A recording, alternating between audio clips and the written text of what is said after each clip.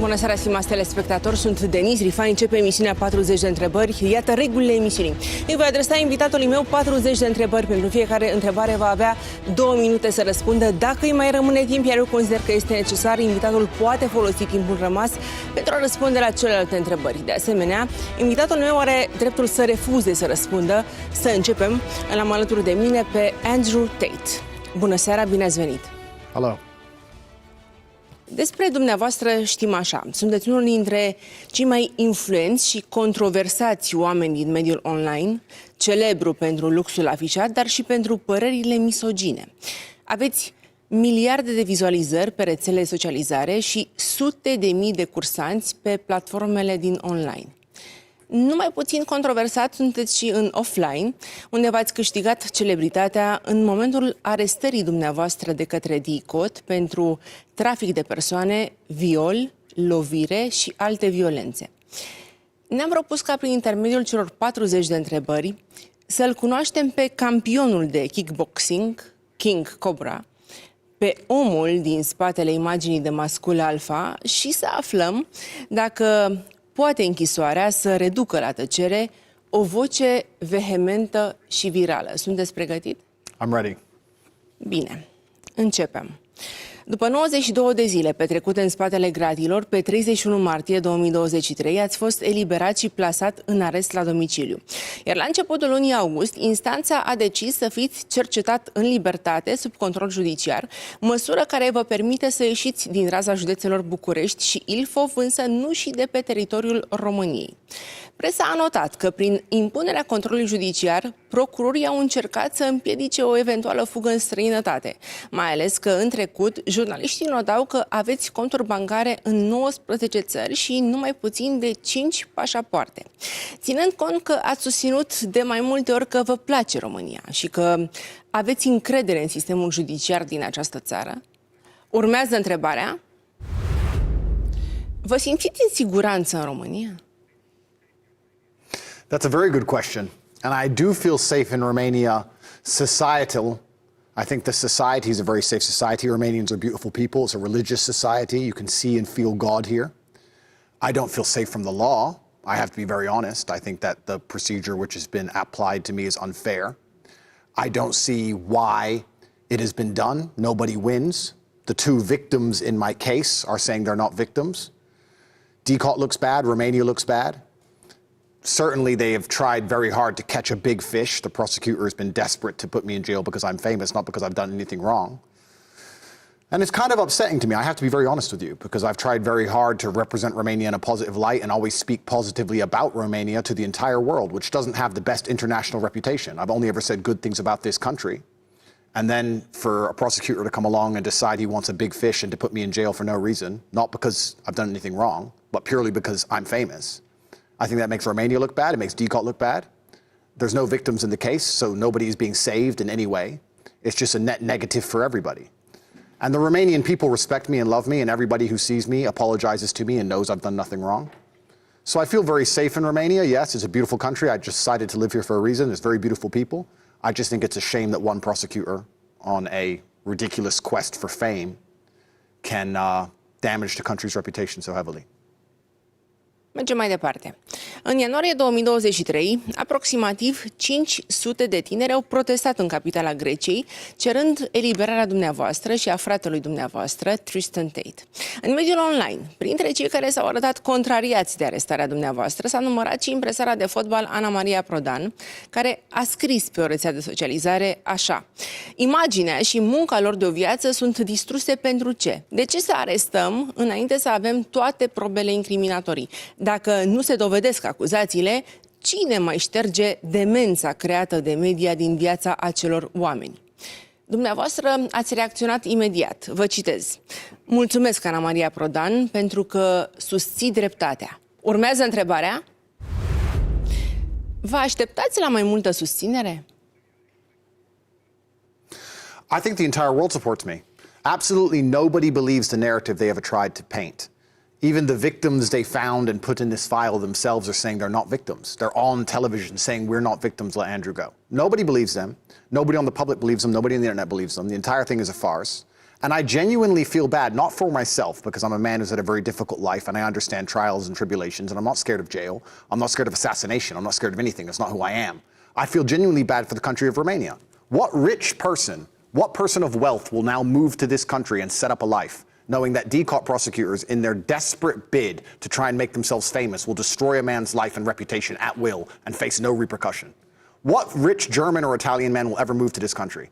We talk about Romania being a beautiful country full of beautiful people, beautiful natural resources, amazing nature, a gorgeous place where anybody should come and feel free and safe inside of a democratic society. Who is going to come and set up a life here after what they've done to me? Romania has lost years worth of positive reputational building. For what? To save who? There's not even a single victim in the file. The two girls they highlighted are on my side. The entire thing is asinine, it's crazy. And it's ridiculous to me that one person, in their quest for a career, in their quest to try and forward their job, can do this much damage to an entire nation. I'm mind blown. Mulțumesc. Mergem mai departe. În 2021 ați înființat o platformă online prin care împărtășiți tinerilor, contra unei taxe de înscriere de $49,99, noțiuni de copywriting, freelancing, e-commerce sau criptoinvestiții. Tot în mediul online ați creat și o comunitate privată unde, după ce achită o taxă de $7.900, membrii pot interacționa cu dumneavoastră și pot afla prin intermediul chatului tehnici care să le asigure ascensiunea pe piața de afaceri, performanțe în zona de fitness sau cum să atingă succesul în plan personal, inclusiv cum să cucerească femeile. Presa a notat că prin intermediul celor două platforme v-ați sporit considerabil numărul adepților care par să acționeze ca o adevărată armată, propagându-vă mesajele pe rețelele de socializare. Urmează întrebarea: cât de mare este armata lui Andrew Tate în online? That's a very good question. At one point, I was the most Googled man in the world, which was an interesting experience. I teach positive things. I am not interested in drama. I'm not interested in just getting clicks. I genuinely try and teach good things to the world, and anybody who is a fan of mine, their life improves. In fact, the majority of fan mail I get is from females, usually mothers, encouraging me to continue along my mission because of how positive I've been an influence for their sons. I don't drink alcohol. I'm strictly religious. I've never taken a drug in my life. I'm a kickboxing world champion, a dedicated athlete. I have a lot of money, not because I'm from a rich family. I come from the absolute lowest echelon of socioeconomic housing, and I've done it all absolutely myself. And I teach these things, and I try and teach young men to be disciplined and stoic and work hard and explain to them that nothing good is going to come from life unless they dedicate themselves. And I teach this inside of my online school, and we have hundreds of thousands of students, and we teach them how to make money but also improve their mental health. And anybody who is a fan of mine, any young man who watches my content will feel better and act better. And I think that is a very visceral and a very real interaction with me as a brand. They don't watch me for entertainment purposes. They watch me because their life improves outside of the internet in the real world, and that's why they're so dedicated to me and my message. Mulțumesc. Continuăm. V-ați născut pe 1 decembrie 1986 într-un spital din Washington, la un an de la căsătoria părinților. Tatăl dumneavoastră, afroamerican, a fost sergent în forțele aeriene ale SUA și a devenit jucător profesionist de șah, iar mama, englezoaică, a lucrat în domeniul serviciilor de catering. Despre primii ani din viața dumneavoastră ați povestit așa: nu am învățat să plâng pentru atenție. Foloseam doar mărâituri pentru a indica foamea sau disconfortul, dar în cea mai mare parte a timpului eram tăcut. În prezent, toată lumea vă remarcă debitul verbal, calitățile de orator și acest ton vehement pe care îl folosiți. Urmează întrebarea: când ați devenit atât de vocal? It's another very good question. I think young men shouldn't talk so much. When I was young, I was focused on hard work. I was very focused on my kickboxing career and training very hard and listening to people. I think that one of the problems with the world today now, especially is with the internet, we have a bunch of young men speaking too much. So for a long time, especially in my 20s, I used my superhuman healing powers, which is what you have during that decade, to dedicate myself to nearly endless work and study. I was a very good student before I began to speak. And it was when my kickboxing career ended and also my father died. For some reason, I kind of felt like my time as the student was over and I could start to speak more about the things I'd learned.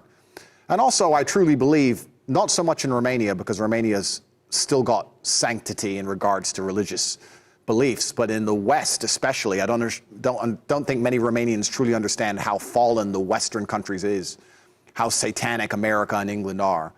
And I truly believe that someone had to stand up and speak, and God gave me a platform, and I have the ability to affect young men with my voice. And I truly believe there's evil in the world, and good men don't stand by when evil is taking place, and someone needs to stand up and say the pertinently obvious things which can save the world. And I have this platform, and I'm going to speak them. So it just kind of evolved along with my influence. Întrebarea a fost simplă. Când ați devenit atât de vocal? 5 years ago. Mulțumesc. Mergem mai departe. Numele dumneavoastră complet este Emory Andrew Tate al III-lea. Sunteți primul născut și duceți mai departe cu mândrie numele tatălui dumneavoastră, care era Emory Andrew Tate al II-lea. Tatăl dumneavoastră a fost maestru internațional al șahului și se află în top 7 cei mai mari jucători afroamericani din istorie. Îi se spunea extraterestrul, pentru că modul său de a juca era considerat ca fiind de pe altă planetă. Ați spus despre el că a fost lingvist la CIA, vorbea 5 limbi străine și avea un IQ de invidiat. Vă citez. A deținut recordul CIA pentru cel mai scurt timp în care a învățat o limbă străină. A învățat rusă în 2 săptămâni și jumătate, de la zero. Doar a citit dicționarul. Dumneavoastră nu vorbiți alte limbi în afară de engleză, iar în ceea ce privește șahul, deși tata v-a învățat să îl jucați de la o vârstă fragedă și ați fost campionul statului Indiana la vârstă de 5 ani, la categoria sub 16 ani, nu ați urmat o carieră în domeniu. Vreau să știu dacă sunteți de părere că genialitatea se moștenește. Urmează întrebarea. V-ați dezamăgit vreodată tatăl? That's a very good question. I don't believe I've let my father down. I believe my father's still watching me, and you're correct. I do carry his name. My father was a warrior. He died at war at the chessboard. I believe I've been a warrior my entire life. I think my father was smarter than I am. I don't think I'll ever be as intelligent as he was. He had a very special type of intellect. However, I have some other qualities he doesn't have, and the idea of having children in dynasty is to try and recreate better versions of yourself, to give them all the good things about you and perhaps remove some of the bad and try and curate this person into the perfect version of your last name. I was always instilled with a duty to my last name. I was told I had to perform as a Tate should perform. And that's why I cannot act with cowardice. It's why I must stand up and tell the truth of what I believe is happening in the world, and tell the truth about the satanic agendas which I believe are happening in the West, and tell the truth about the fact that Tate have ruined Romania's reputation in a selfish bid to try and get promotions inside of their organization, and to sit and sell the truth. And I think that's my job, and I think that's what Tates have always done. And I don't think he's ever been disappointed in me, because I've never been a coward, and I never will be a coward. And if they walk in this room now to assassinate me, I'm going to go with a smile on my face. That's just how I am, that's how I was raised, and that's how Tates have always performed. Mulțumesc. Mergem mai departe. Cariera tatălui dumneavoastră în armata americană a luat sfârșit brusc. Vă citez. Tatăl meu a primit un diagnostic de tulburare de personalitate narcisistă și cred că el chiar avea această tulburare. Oamenii spun că am și eu această tulburare, dar eu nu o am. Atunci când suferi de așa ceva, crezi cu adevărat că ești aproape invincibil. Tata și-a dorit ca dumneavoastră să fiți de neînvins, așa că v-a dat o educație severă. V-a învățat încă de mic să vă bateți și v-a ajutat în stilul său să scăpați de toate fobiile. V-a lăsat să stați singur pe întuneric, deși erați doar un băiețel înfricoșat. V-a ras în cap pentru a vă demonstra că nu e important cum arăți și nu voia să vă vadă plângând în public. În ciuda durității cu care v-a tratat, nu cred că exagerez dacă spun că îl divinizați pe tatăl dumneavoastră. Urmează întrebarea. Cât de mult ați râvnit la iubirea tatălui? I had unlimited love for my father. My father adored me, and I think a father, and men in general, we love from an authoritarian position. When a man loves a woman, he is going to make sure she's protected and safe. He's going to say, don't walk home at night, I will come and get you. He will be, to a degree, protective. And I think that, especially if you're older and you're wiser, I know that me, as a man now, I am trying to pass my knowledge on and trying to be strict on the people I love, because I want the best for them. Same as you will tell your child they cannot eat candy all day long because you know better than they do. And my father was extremely strict on me because he loved me. He had unlimited love for me, and that's why he was so disciplinarian with me. And life as a man is very hard. He prepared me for a very difficult life. I'm not some rich kid. I was thrown in Romanian jail. It was not a problem for me. I've been through much worse than that. And I've been created to be prepared for all eventualities of life. And I think that when you are a man, life is extremely difficult, harder than being a woman, exceptionally difficult. And if you're not prepared for that, you're always going to suffer. You're either going to suffer the pain that it takes to be important, or you're going to suffer being a nobody and being insignificant. And that's the unfortunate realities of life as a man. And my father did a fantastic job of preparing me for that. Continuăm. Presa internațională a scris că tatăl dumneavoastră a avut probleme cu alcoolul și că de multe ori a riscat să piardă la cazinou toate câștigurile obținute la masa de șah. Dumneavoastră ați spus că din cauza problemelor financiare cu care se confrunta familia, în 1997, pe când aveați 11 ani, v-ați mutat cu mama și cu frații dumneavoastră în Luton, Anglia. Vă citez: situația noastră devenise atât de grea încât am decis să plecăm în Anglia fără tata. Eu nu am avut niciodată o viață ușoară. Nu provin dintr-o familie bogată, mi-ați spus deja. Sunt de pe străzi efectiv și am crescut foarte greu. Au trecut de atunci 26 de ani, timp în care situația dumneavoastră financiară s-a schimbat. Astăzi, la cei 37 de ani ai dumneavoastră, aveți conturi bancare consistente, dar înghețate și mașini de lux încă puse sub sechestru. Vreau să știu dacă ați mai putea să o luați încă o dată de la zero. Urmează întrebarea: ați mai putea trăi în sărăcie? Absolutely. I have no problem living in poverty. I am who I am. I am Andrew Tate, and I'm happy with who I am because of my last name. And I'm happy that I live true under God and I do the right thing. I'm happy that I live with honor and I'm not a snake and I'm not a rat and I don't tell on my friends and I don't betray anybody. I've made a whole bunch of money because I believe in the world today, if you're a competent male who can get up on time, a firm handshake, does what he's supposed to do, stick to his promise, that it's very easy to become a millionaire.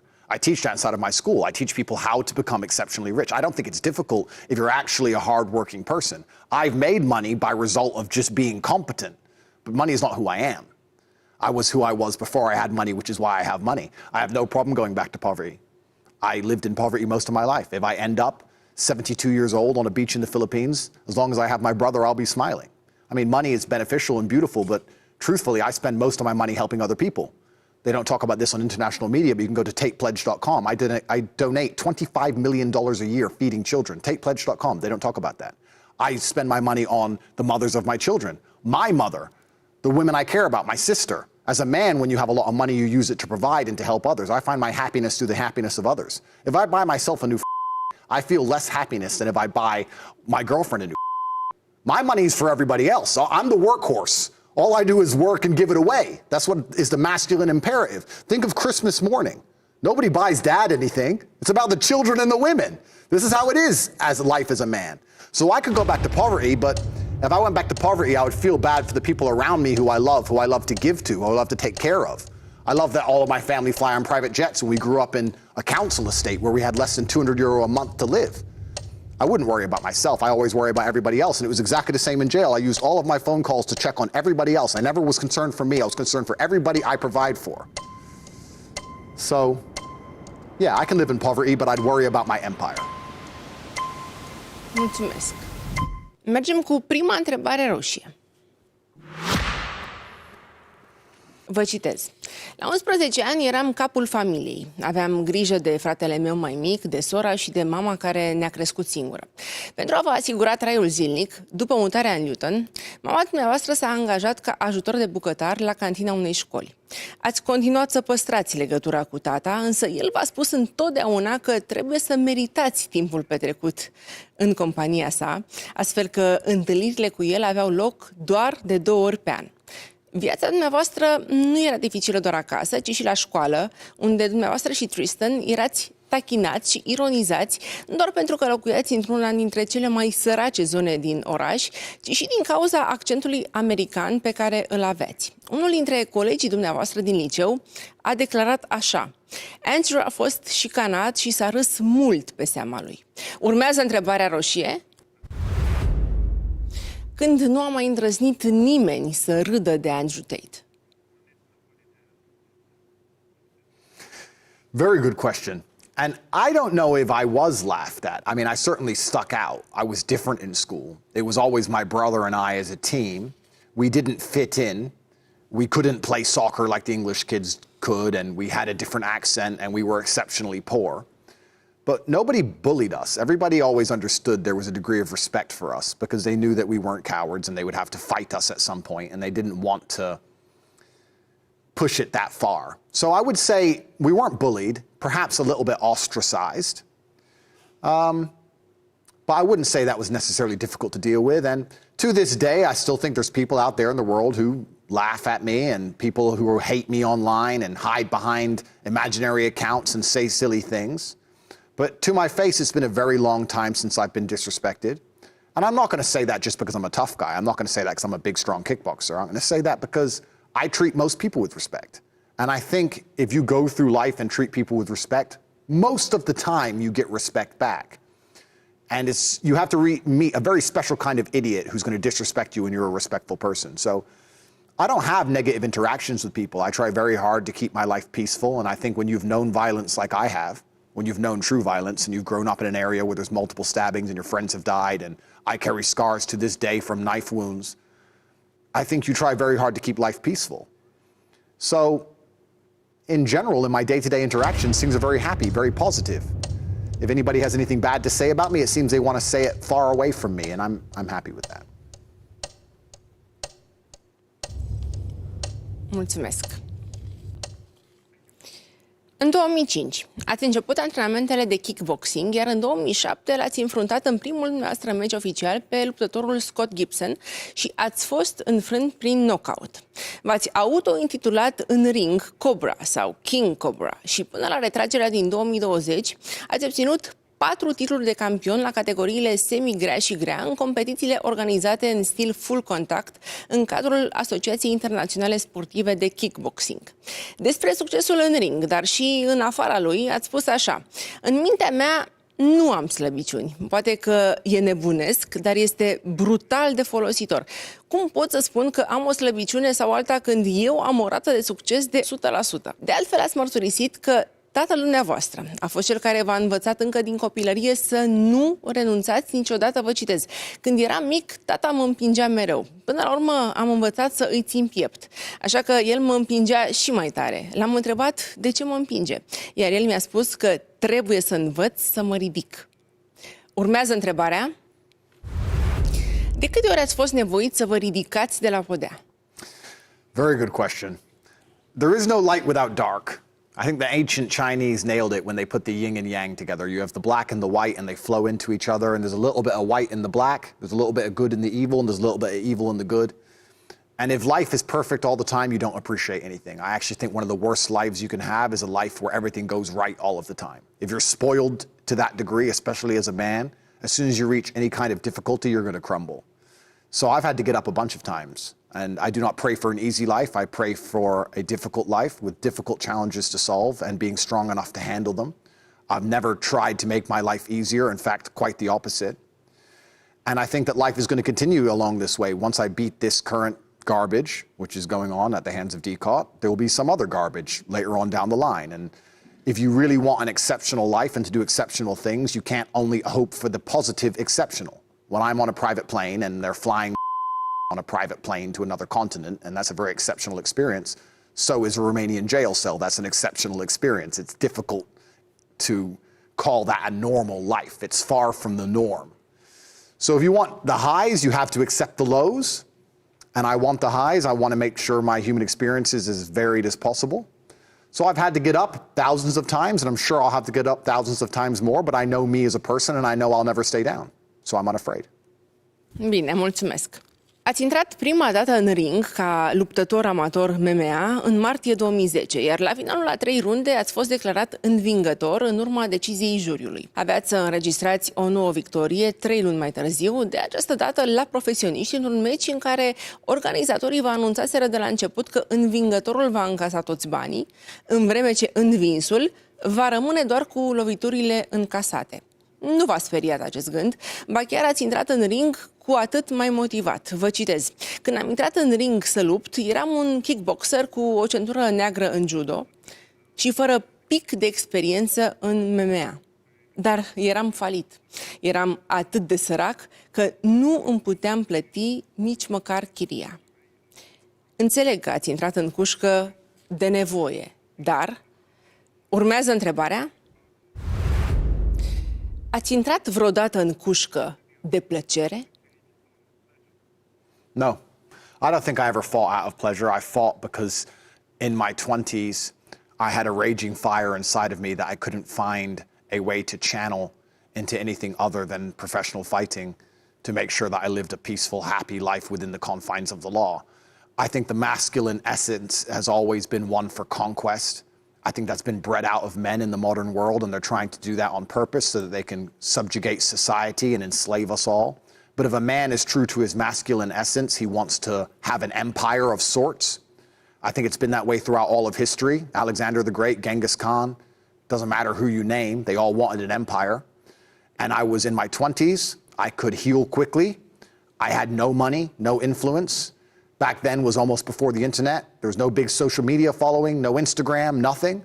I was just a young man full of fire, and I decided the best thing I can do is to get in the cage and show that I'm braver than everybody else and destroy my enemies so that I can be paid and respected. I wouldn't say I did it for fun. I did it out of necessity. And I think that if more men had a genuine fire inside of them, society wouldn't be so broken. I think that anger and masculine essence in the correct direction when properly focused is extremely powerful. I think that when water goes wild, you have a flood, but when it's controlled through a dam, you can power an entire town. And we shouldn't be teaching men to remove their masculinity. They should keep it and put it in the correct direction, and this is how you conquer the world. And that's basically what I've done. Bine, mulțumesc. Mergem cu o întrebare roșie. În CV-ul dumneavoastră scrie că ați lucrat în televiziune și că ați fost producător executiv pentru o serie de filme, printre care Endgame, Alone sau Capone's Boys. Presa v-a acordat însă mai multă atenție odată cu participarea la emisiunile TV Ultimate Traveler și Big Brother, unde v-ați făcut remarcat datorită strategiilor cu care sperați să câștigați marele premiu. Dacă problemele medicale v-au obligat să părăsiți show-ul de supraviețuire, presa a speculat că eliminarea din casa Big Brother după numai 7 zile ar fi fost provocată de apariția unui video în care loveați o femeie cu o curea. Vreau să știu care a fost adevăratul motiv pentru care ați fost eliminat de la Big Brother. Urmează întrebarea. De ce loviți femeile? I don't hit women. It's very interesting you asked me that question. I certainly don't hit a woman in anger. I never have. In fact, that video they're talking about, the woman herself came out and clarified it, and I think it's better that people listen to her than me, because it's her point of view, and we should respect her as an adult to say what she believes. I don't think that was the reason I was removed from Big Brother either. The reason I was removed from Big Brother was because I was having arguments with the other men inside the house, and they thought it was going to get physical and a confrontation was about to happen, and they wanted me to sign a waiver that in the event of a confrontation I won't hit anybody. And I said, well, I'm not going to sign that. If it's self-defense, it's self-defense. And they were concerned for the welfare of the other little weaklings with big mouths, and they had to remove me. But I'm a big man, and I'm a professional fighter, and if I hit a woman, there wouldn't be any garbage case where I go to jail and there's no evidence and then I'm released. There would be medical evidence and pictures and videos and proof.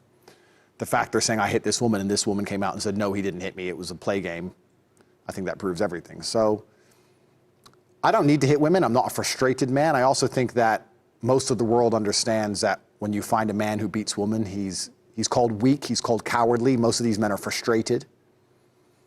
When I felt like fighting, I fought men, so I'm not frustrated. My life's extremely successful, and I have very good interactions with women overall. I have no problems in that department, so I don't hit women. Ați lovit pe cineva la Big Brother?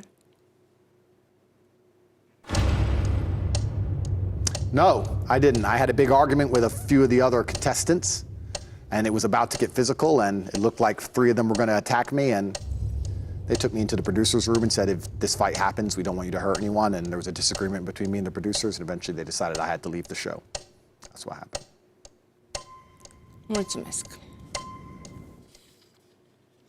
Presa a notat că anul 2014 nu a început deloc bine pentru dumneavoastră. Chiar din prima zi a anului, pe 1 ianuarie, poliția britanică v-a percheziționat locuința din Luton și a decis arestarea dumneavoastră pentru 2 zile în urma unei acuzații de agresiune domestică. Jurnaliștii au scris că în timp ce oamenii legii investigau acuzațiile, dumneavoastră părăseați Marea Britanie pentru România. Urmează întrebarea: e prea restrictivă Anglia pentru Andrew Tate? No, I have absolutely zero problems in England. In 2014, I was accused by a girl of hitting her. The police came to question me. The police then looked through her phone and saw conversations of her planning to get me in trouble with her friend, discussing with her friend what lies she would tell, and they instantly dropped the case. I then moved to Romania. I found Romania to be a beautiful country, and for a long time I laughed with my brother how crazy it is that a girl planned to lie to the police and wrote about it to her friend, and the police discovered the text messages, so the entire case was thrown away. Then it was very funny. A very corrupt DCOT prosecutor who was desperate to put me in jail for no reason besides his own career has come along, locked my brother and I up, saying that we've done bad things we haven't done. And that girl has also written to her friend and admitted how she will lie to the police and talked about how she will get an Oscar in text messages to her friend. Those text messages are also in the file, proving that her and her friend are lying from the absolute beginning. But for some reason, unlike the British state, which instantly released me because they understood it was falsified, the Romanian state decided to put me in jail for 3 months and keep me on house arrest for 5 months. I can't answer why that is. But I am completely free to move inside of the UK. I don't have a criminal record. I've never been convicted of anything. I've never been found guilty of any crime. I'm 37 years old and I have a clean conscience and a clear record. And in 2014, it was a very short-lived incident because the British authorities threw it away instantly. And now I'm waiting for the Romanian authorities to do the correct thing. It's funny how history repeats. Very interesting how history repeats. And I'm sure in the end, the judges will do the right thing. It's just a matter of waiting for that to happen. Bine, o să vă întreb altfel. În opinia dumneavoastră, ați ridicat vreodată mâna la o femeie? Tried. That's a good question. I don't often miss. I'm a professional fighter. I'm pretty good. If I tried, I would have succeeded. And I don't need to hit women. There's no reason why. Mulțumesc. Mergem mai departe. Vă citez. Națiunile mele gazdă, națiunile mele de origine, America și Anglia, m-au abandonat. Cred că din cauza opiniilor mele politice și pentru că sunt anti-LGBT, împotriva războiului din Ucraina, împotriva vaccinului COVID. Chiar dacă ați fost foarte vocal împotriva multor lucruri, în 2022 v-ați arătat susținerea pentru Donald Trump, chiar dacă asta a însemnat să adânciți ruptura cu sora dumneavoastră, despre care ați spus că ia parte la mitinguri feministe și îl consideră rasist pe fostul președinte american. Nu numai că v-ați simțit abandonat, însă ați adus deseori în discuție teorii ale conspirației și ați susținut că Matrix și-a trimis agenții. Pentru că tot vă place Matrix, o să îl citesc pe Neo, personajul principal din film. Nu-mi place gândul că nu dețin controlul asupra propriei mele vieți. Urmează întrebarea: ați pierdut vreodată controlul? That's a good question. I don't think we have complete control over our lives. Obviously, there's outside influences that affect it. I think one of the only things in life you truly have control over is your state of mind. You can't even control if your heart keeps beating. It can stop anytime it wants. You can't control the weather. You can't control if the police bust your door down. You can't control if the Matrix decides to coordinate all of the media in the world to say you're something you're not. You don't have control over much, but you do have control over your state of mind and how you react to things. And I see God in all things. I see God in all outcomes and all situations, and I believe that He is the best of planners, and He is giving us tests for us to learn and grow. And I never allow my state of mind to betray me. I've never lost control of my head. I've never felt depressed. I've never felt sad. I've never felt sorry for myself. I've never been able to get rid of a thought I didn't want to get rid of. And I think that we live inside of our own minds. And as long as you control your mind, you get to control your reality. So I don't think I've ever lost control. And I don't think I ever will lose control. No matter what happens to me, I'll always control my mind and control how I view it. And I view all things as a positive, no matter how negative they seem. I see the positive in everything, and I see the lesson in everything, and I see God in everything. So for that reason, I will confidently state I've never lost control because all that we have is our state of mind and I own mine. Mergem cu o întrebare roșie. Într-un videoclip în care ați explicat motivele mutării în România, ați spus așa: îmi place ideea de a putea să fac ce vreau. Îmi place să fiu liber. Îmi place să trăiesc într-o societate în care banii, influența și puterea mea înseamnă că nu sunt supus sau reținut de vreo lege. Ați mai declarat că preferați să trăiți într-o țară în care corupția este la îndemâna tuturor și unde oricine poate să plătească $50 mită ca să scape de o amendă pentru viteză excesivă. Nu e de mirare că ați ales România, care în 2022 continua să fie percepută ca unul dintre cele mai corupte state din Uniunea Europeană, ocupând un rușinos loc 3. Și totuși, acest sistem perceput ca unul profund corupt este sistemul care v-a băgat pe dumneavoastră în închisoare pentru 92 de zile. Urmează întrebarea roșie: câtă mită ați dat în România? That's a very good question. Firstly, let me clarify. That statement was made during a longer format piece. I was talking about corruption of nations around the world, and I was actually saying that I believe America is the most corrupt country in the world. And anyone who understands geopolitics and especially global wars will understand exactly how corrupt America is. And I was also explaining this to an American lawyer who said to me, well, you live in Romania and Romania is corrupt. And I said, well, yeah, Romania is corrupt. You can pay $50 to get out of a speeding ticket, but they're not going to invade Afghanistan and send their young men to die for basically no reason. And I was trying to highlight the differences in the low-level petty corruption against the global corruption, which is instigated on the planet by a country like the USA. So I actually have a lot of respect for Romania, and the fact that you can buy your way out of a speeding ticket isn't a big deal compared to the things that most countries are doing with their corruption. That's the first thing. The second thing is, I have nothing to pay bribes for. I'm not involved in politics in this country. I don't know the names of the different political parties. I don't know the names of any politicians. I tried to stay very far away from politics because I understand I have a massive amount of influence, and the last thing I want to do is get involved in a game I don't fully understand. So I have no one to bribe. Who could I bribe? I don't have powerful friends in Romania. If I did, I guess I wouldn't have gone to jail. I tried to just live within the law and be a good person and keep myself to myself and make money and promote Romania and spend money here and help people. And I thought, and for 7 years, I thought that would allow me to live a life of peace. And it turns out that that didn't work.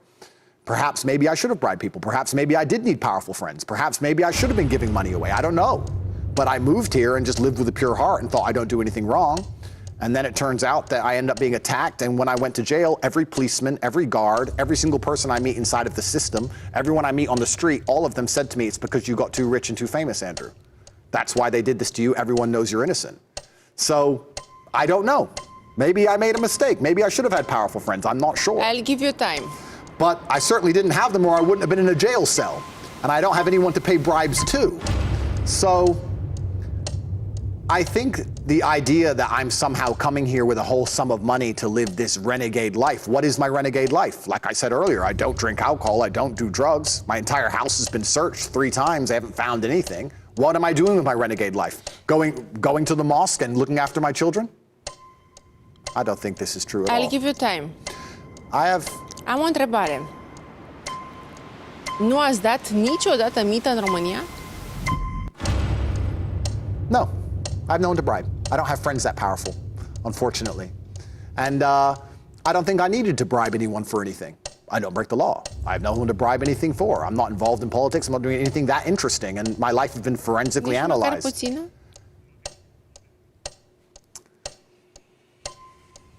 I won't answer that question because the answer, I mean, there was a parking attendant once and I wanted a parking space, but I don't want to get in trouble. Ok.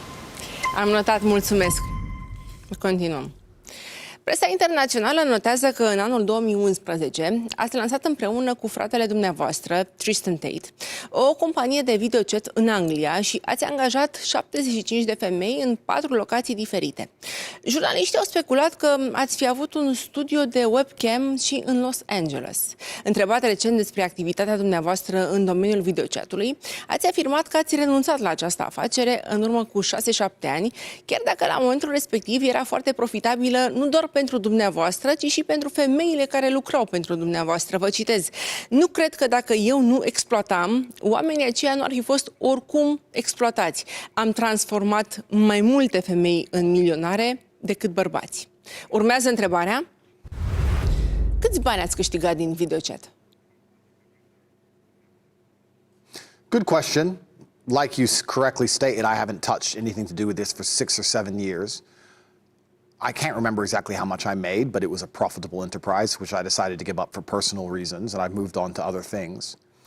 I find it interesting that, especially Romanian media, try and use this to demonize me as if it's somehow a big revelation. I mean, you can drive down Unirii now and see signs for there's cars wrapped, parked all over the city.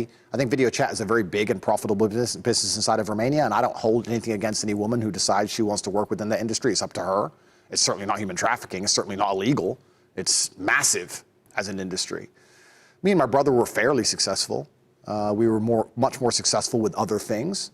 But if you ask any businessman how he became rich, he often had many tried and failed businesses, or many businesses he did for short periods of time. I've run over 20 companies in my life. It was something we tried and made a little bit of money with, and nobody would even talk about or care about if it wasn't for this clown show investigation by DCAUT trying to pretend that we're human traffickers when we clearly aren't.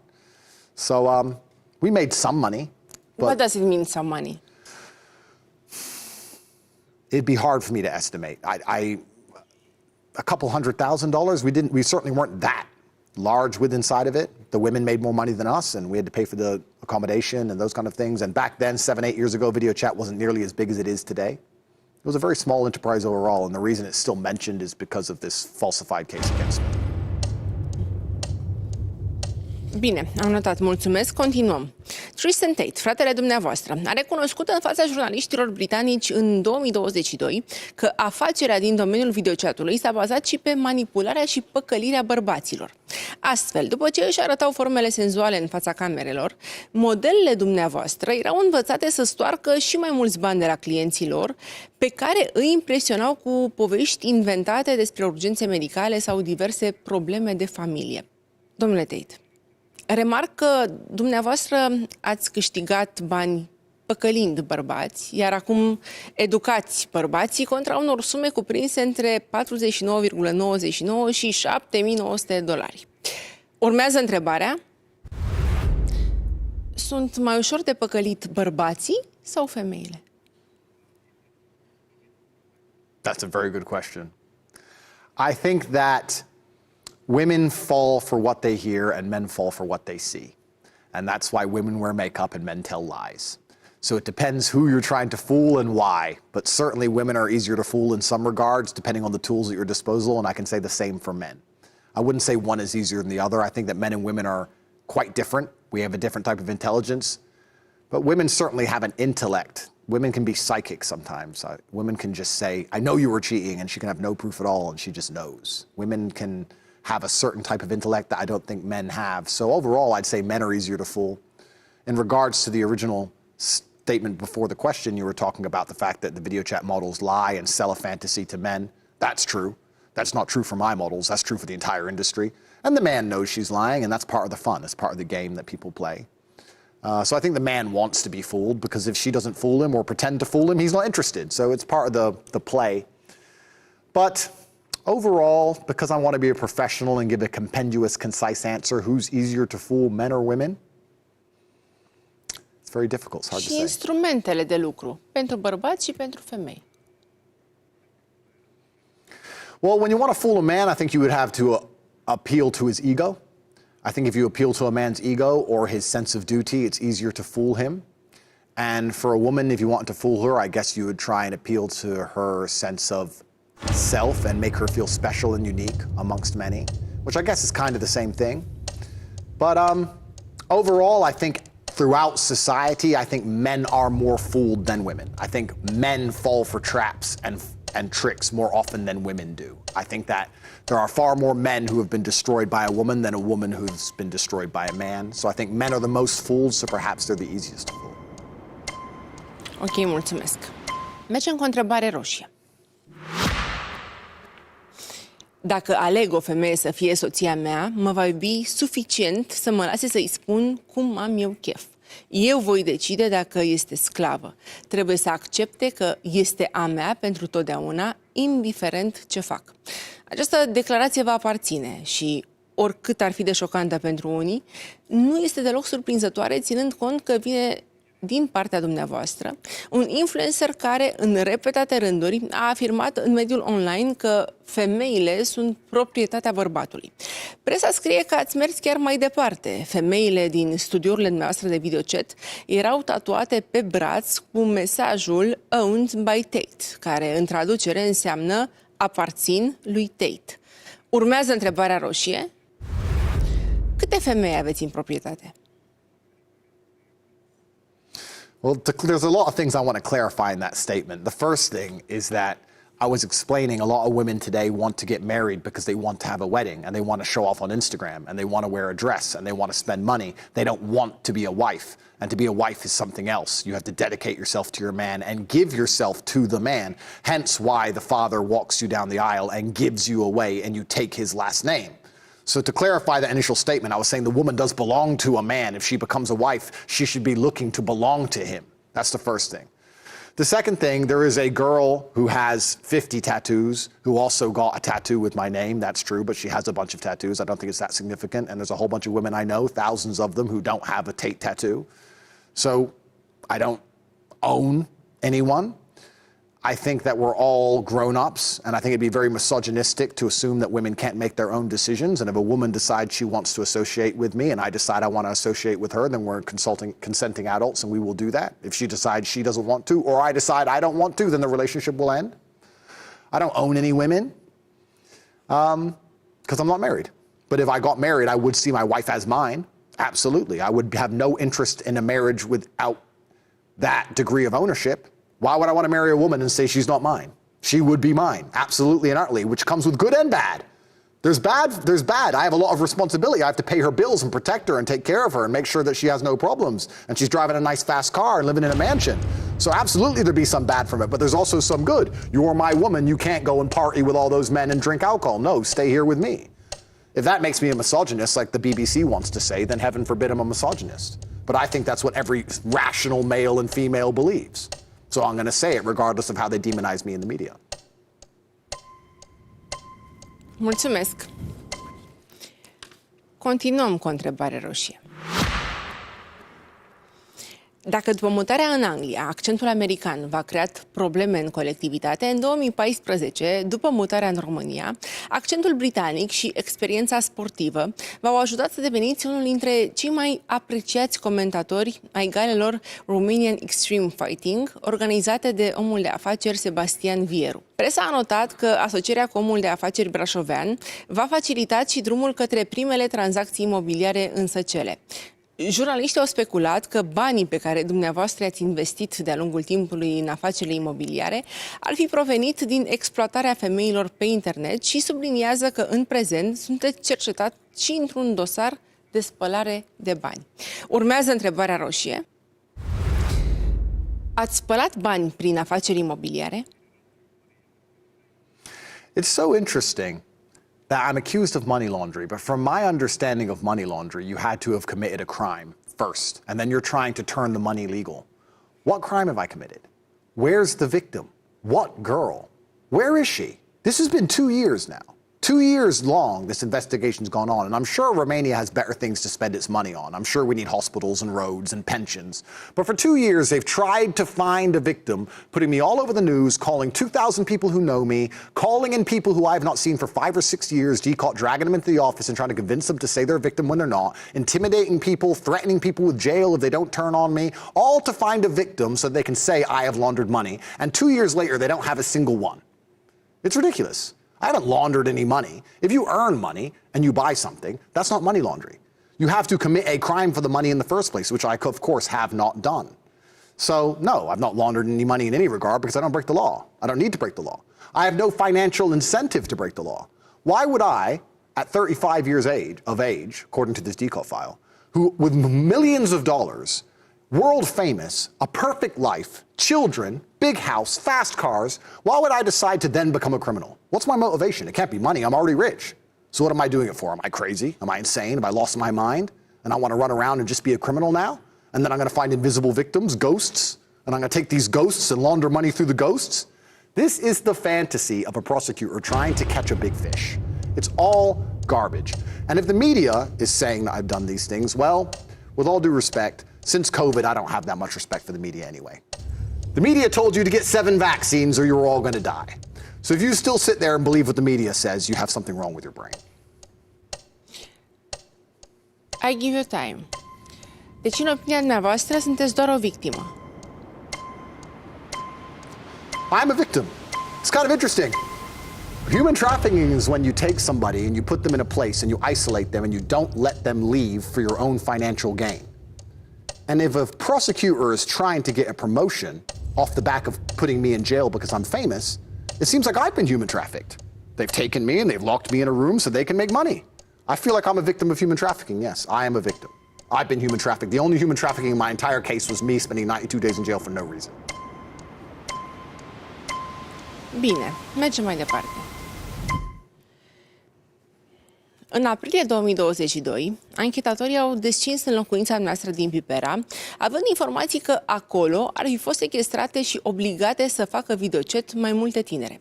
Presa a scris că, în realitate, persoana căutată ar fi fost Emma, o americancă abordată pe o rețea de socializare de fratele dumneavoastră și convinsă de acesta să-și părăsească iubitul și să vină în România. Odată ajuns aici, fata și-a anunțat fostul partener că este victima unei înșelătorii și a cerut ajutor.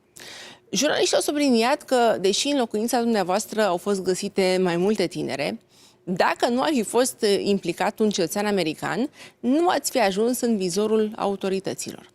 Așadar, dacă informațiile apărute în presă sunt adevărate, această situație a fost declanșată de fratele dumneavoastră. Vreau să știu dacă americanca Emma a fost cea mai mare greșeală a fraților Tate. Urmează întrebarea. De câte ori ați pierdut pe mâna fratelui dumneavoastră? That's a very good question. Firstly, I see God in all things, and I don't see Emma as a mistake. Just to clarify for everybody at home, Emma was in Romania for 6 days. She visited my brother. They met in Miami. Her boyfriend on Instagram caught her at Tristan's house, so she then said to her boyfriend, I don't want to be here, I wish I could leave. Her boyfriend called the police, which notified the American embassy, which sent Tate into our house. Tate came into our house and found nobody else there.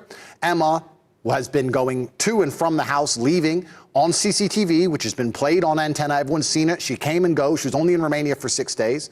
There's conversations with Emma talking to her friend, saying how she's going to lie to the police and she will get an Oscar for her lying performance, saying that she was trapped. We have video of her coming and going. All of this was provided to Tate. Tate let us go after 2 hours.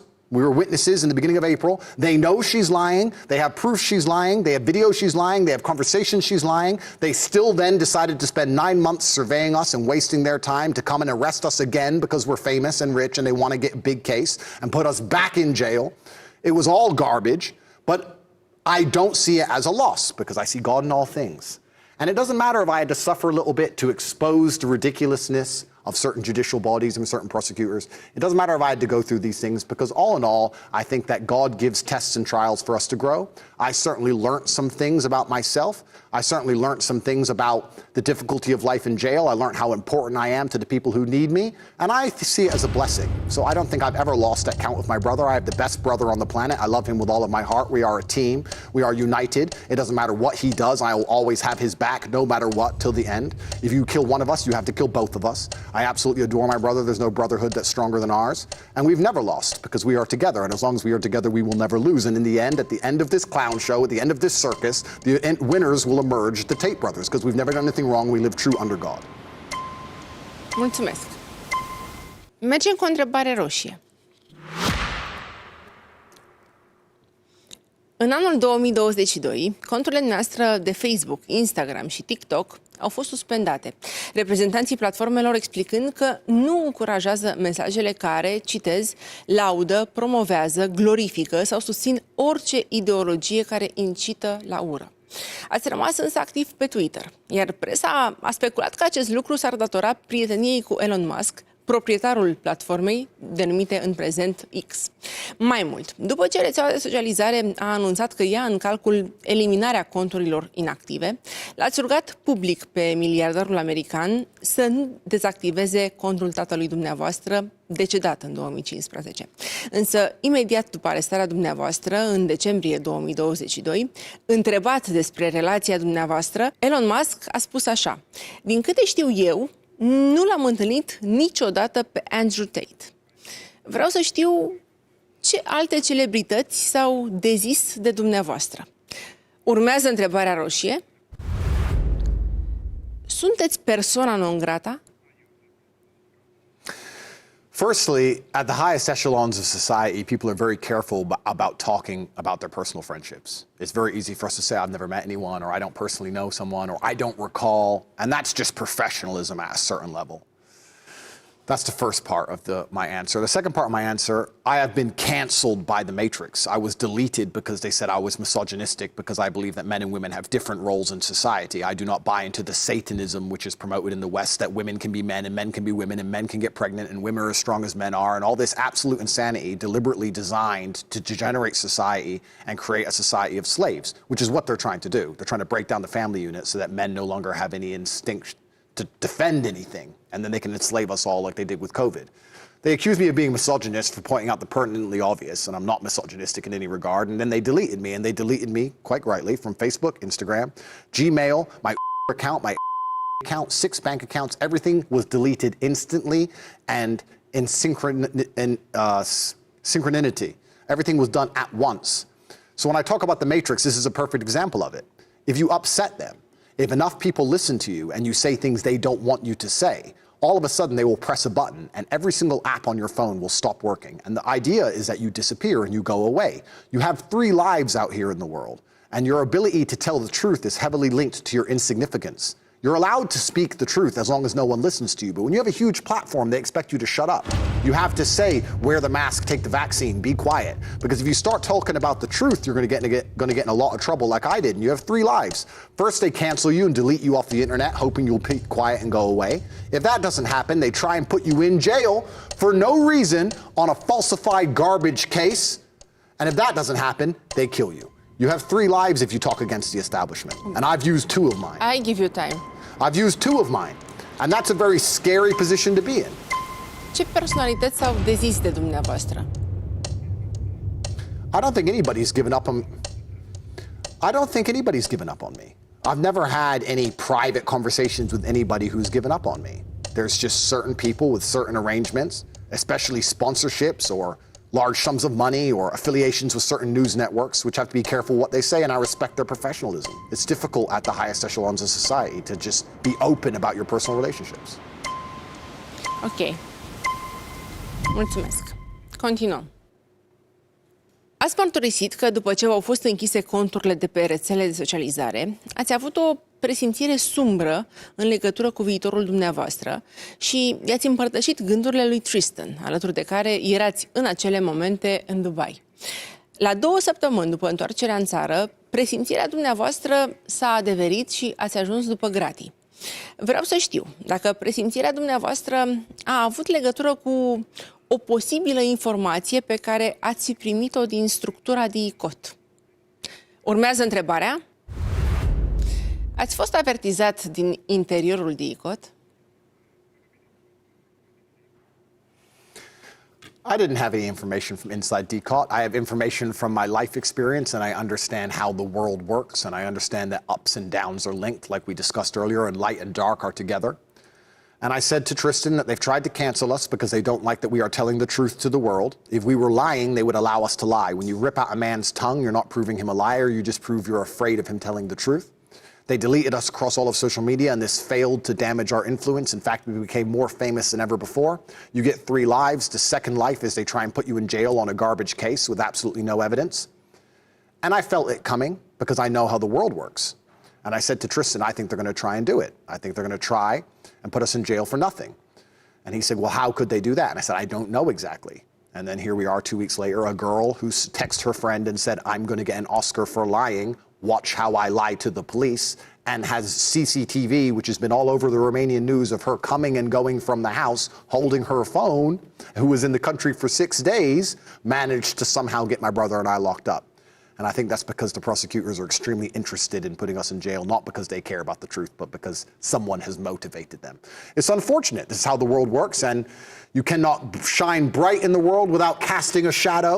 And I certainly shine bright, and I understand how the world functions, and my second life is now up, and I have to try my very best to not get assassinated. And that's my concern for probably the rest of my life, because I don't want to be quiet. I want to continue to tell the truth, because I believe that's why God put me on the earth.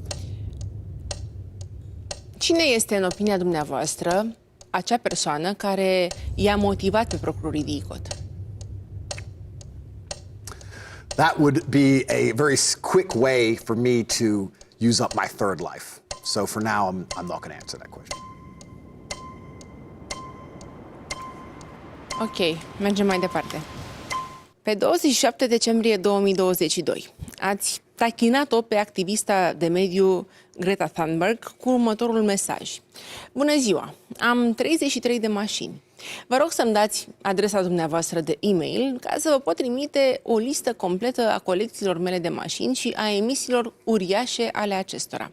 2 zile mai târziu, pe 29 decembrie, o anunțați pe activista suedeză că nu veți recicla cutia de pizza care tocmai vă fusese livrată. Fotografia cu dumneavoastră și cutia care purta logo-ul unei celebre pizzerii din România a fost văzută însă și de autoritățile de la București, care, având astfel certitudinea că sunteți pe teritoriul țării noastre, au descins în locuința dumneavoastră. În urma raziei făcute, ați fost reținut în cadrul unei anchete privind comiterea infracțiunilor de trafic de persoane și viol. La câteva ore după arestarea dumneavoastră, Greta Thunberg a scris ironic: asta se întâmplă când nu reciclezi cutia de pizza. Vreau să știu dacă ați învățat să reciclați cutiile de pizza.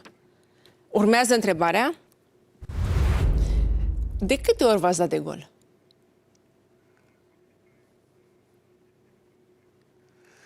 I don't think I gave myself away. I'm sure the Romanian authorities are competent enough to know where I lived. I'm very sure they know where I lived. In fact, because I was under surveillance for months for no reason. So they knew where I lived. So I don't think I gave myself away. My house is not a secret. Greta and I have had our conversations. We've gone back and forth because I believe she is New World Order, WEF. I believe she is part of the global agenda to enslave us all. Call me crazy conspiracy theorist, but that's what I believe. I believe that climate change will be the new excuse to lock us all in our houses and prevent us from going outside to save the earth. And they're just building up to it, and people like Greta are important tools in their arsenal.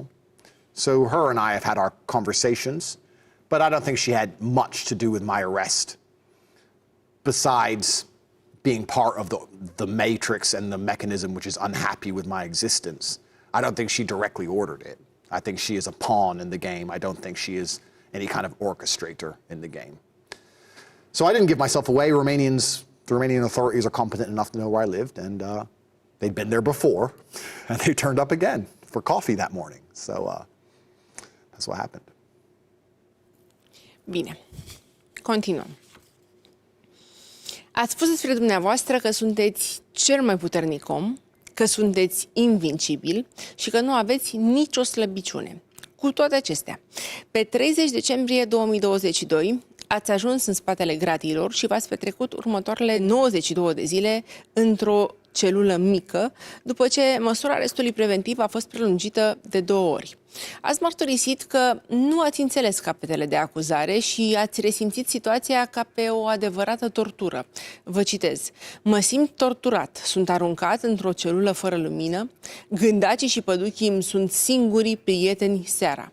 Autoritățile încearcă să-mi distrugă mentalitatea de fier prin nedreptăți. Mai mult, ați afirmat că după ce ați fost eliberat din închisoare, ați început să aveți coșmaruri, lucru pe care nu l-ați experimentat înainte.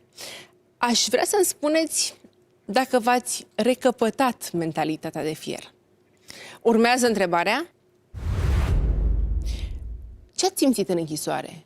Furie sau frică?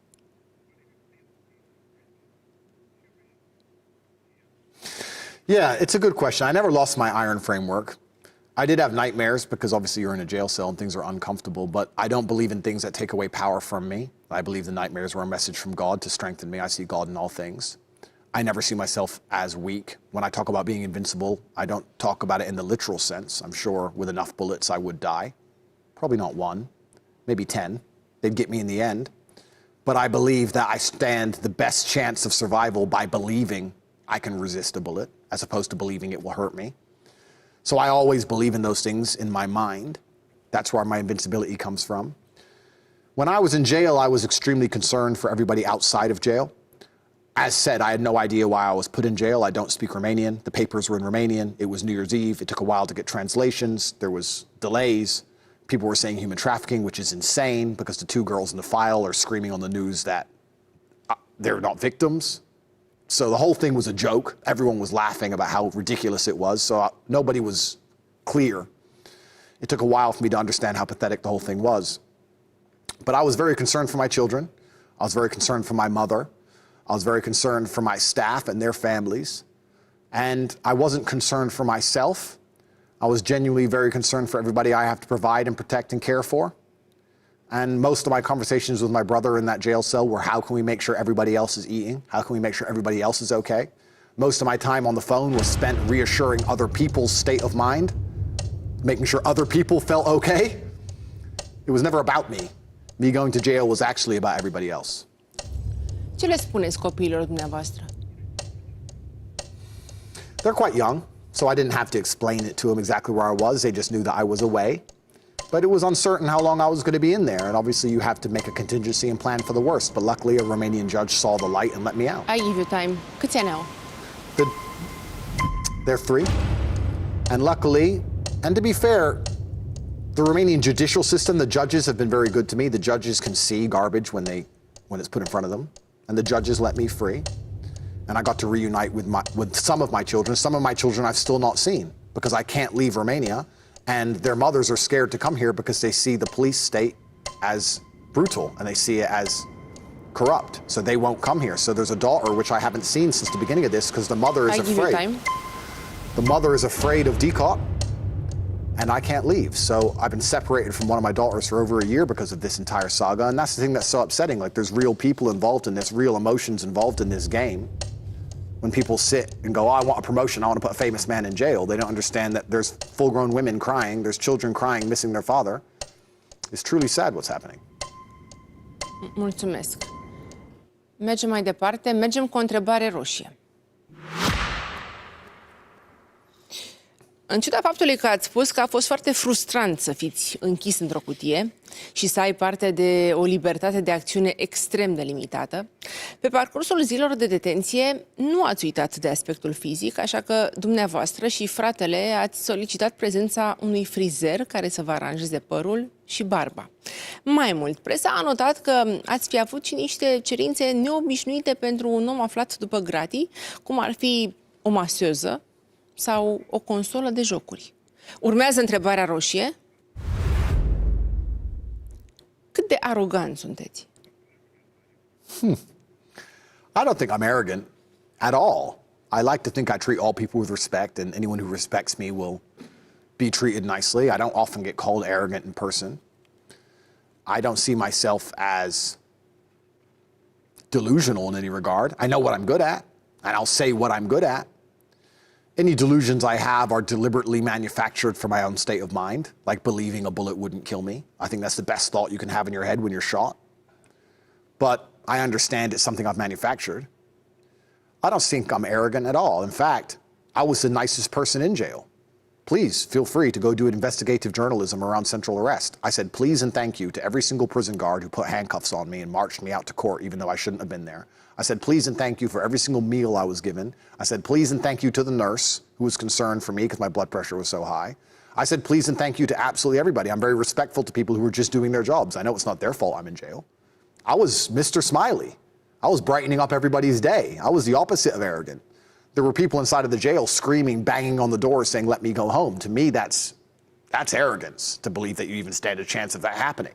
I understood that there's people here doing honest work, and I'm in a jail cell I don't belong in, and that God will fix all, and time solves all things. And I was very nice to everybody. I would actually had been told many times I was the nicest prisoner they ever had. The old ladies who brought the meal around, they got the most compliments they probably ever had. Everyone else didn't want to eat it. I was telling her how amazing it was. Did you cook this? This is amazing. It's better than my grandma. This is the best. I was very nice to people because I believe if you make people happy, they'll make you happy back. If you want to feel happy inside yourself, the best thing you can do is make others smile. That's how I am as a man. That's how I've always been, like I described earlier about buying somebody else a car. So I spent most of my time in jail making sure everybody around me was smiling so that I could smile. And it was fine. Mulțumesc. Continuăm.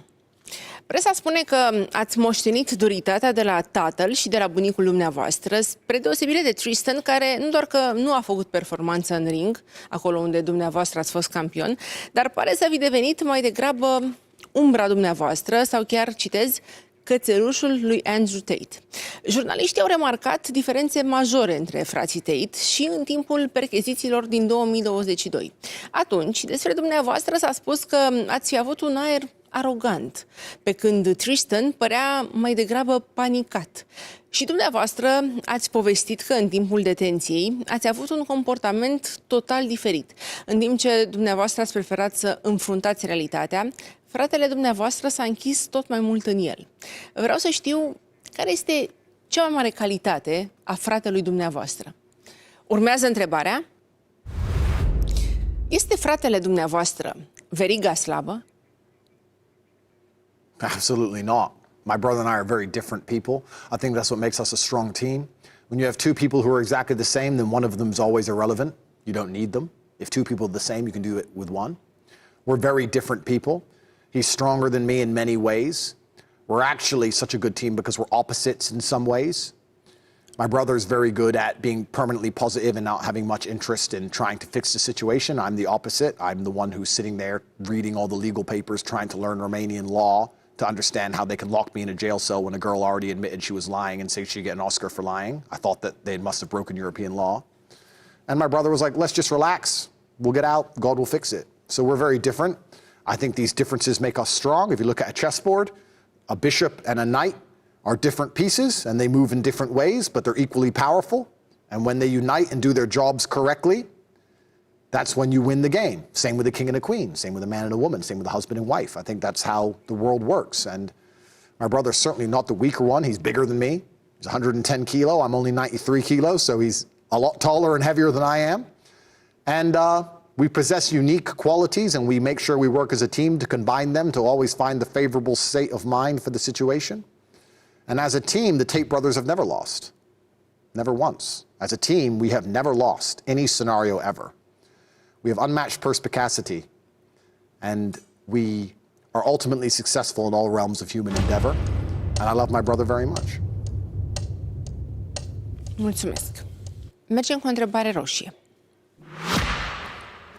Pe 20 iunie 2023 ați fost trimis în judecată împreună cu fratele dumneavoastră, Tristan Tate, și cu cele două presupuse complice, Georgiana Nagel și Luana Radu, numite de presă îngerii lui Tate. Acuzațiile care vi se aduc sunt constituirea unui grup infracțional organizat, trafic de persoane în formă continuată, viol în formă continuată, acces ilegal la un sistem informatic și alterarea integrității datelor informatice, instigare și lovire sau alte violențe. Eu nu o să vă întreb dacă sunteți sau nu vinovat. Urmează întrebarea roșie. Ce păcate aveți? We all sin. I think most religions describe as us born with sin. In regards to going to court and access to information systems and these kind of things, I don't even know what that's about. I literally have no idea what they're talking about. I don't think I'm accused of that.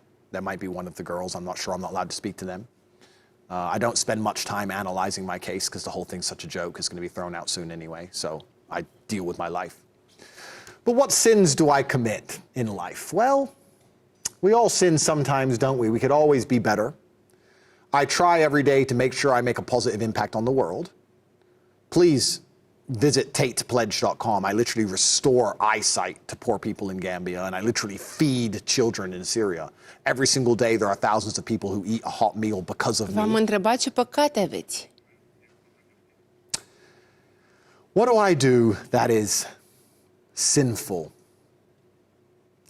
Well, We can all be prideful sometimes. We can all be aggressive sometimes. We can all make mistakes. I'm trying to think of something I do. I don't live a sinful life. I don't drink alcohol. I don't take drugs. I'm more pure and clean than most people on the planet. And I want to make that clear. If most people had been through a 2-year DCAUT investigation at the level I've been through, all of their dirty laundry would be all over the news.